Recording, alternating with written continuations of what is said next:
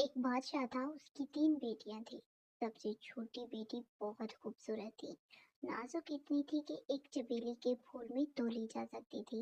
اس لیے شہزادی کو سب چھوٹے بڑے گل چمیلی کے نام سے پکارتے تھے۔ شہزادی جتنی حسین اور خوبصورت تھی، اتنی ہی ذہین بھی تھی،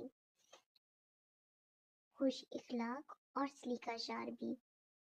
سب سے بڑی خوبی اس کی یہ تھی کہ وہ جانوروں اور پرندوں کی زبان سمجھتی تھی۔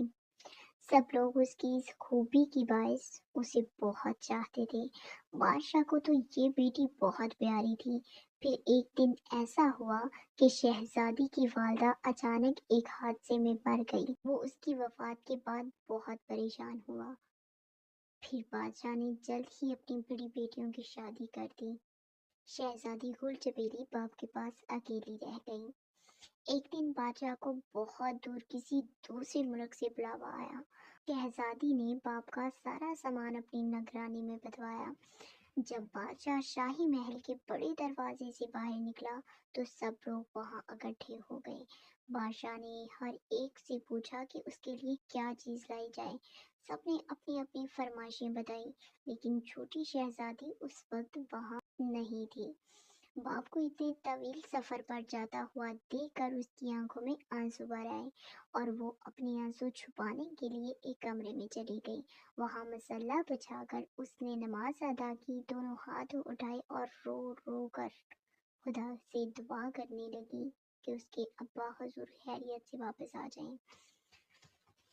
ایک نوکرانی دوڑ کر شہزادی کے پاس آئی اور بولی، بی بی، بادشاہ سلامت جا رہے ہیں، آپ سے پوچھا ہے کہ آپ کے لیے کیا چیز لائیں۔ شہزادی اس وقت اللہ کے حضور گڑ گڑا کر دعا مانگ رہی تھی، بیچ میں کیسے بولتی۔ ایک ہاتھ اٹھا کر آہستہ سے کہا، صبر، مطلب یہ کہ ابھی رکو، بتاتی ہوں۔ نوکرانی اتنی جلدی میں تھی کہ وہ ایک لمحے کے لیے بھی نہ رکی۔